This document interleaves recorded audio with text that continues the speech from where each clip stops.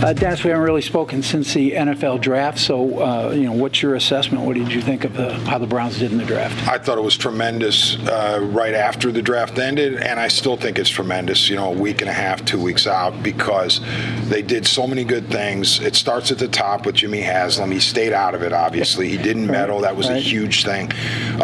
They made the right picks. They were patient. They had eyes on the present. They had eyes on the future.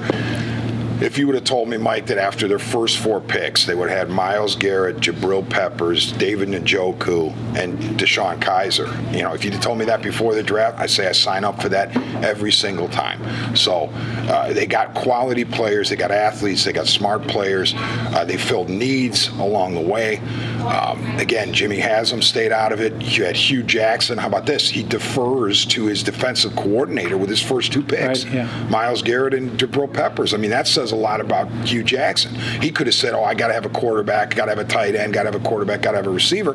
He said, no, I'll give my DC a couple of picks. So it seemed like even though there was debate with these guys in Berea, ultimately they came out of it on the same page. Right. Well, there's no real argument that they've upgraded the roster. Sashi Brown recently said that the expectation is to win now. Is that realistic? Yes and no. I mean, I think you should say that if you're Sashi Brown. You should say that if you're Hugh Jackson, Greg Williams, Joe Thomas. If I were Joe Thomas, I'd stand in front of the entire team before the season. So I'd say, I'm sick of losing, okay? I'm not going to sit here and wait for year 5 of the rebuild. I want to win now. So I like the mentality that you win right away. However, is it realistic? I mean, you have a ton of young guys. On the defensive side, you have a new coordinator, new system.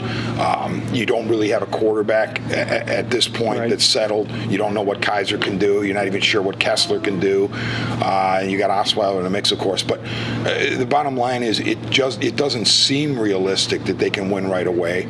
But I like the idea that you're not sitting here saying, okay, we're going to relax until 2019, for example. Okay.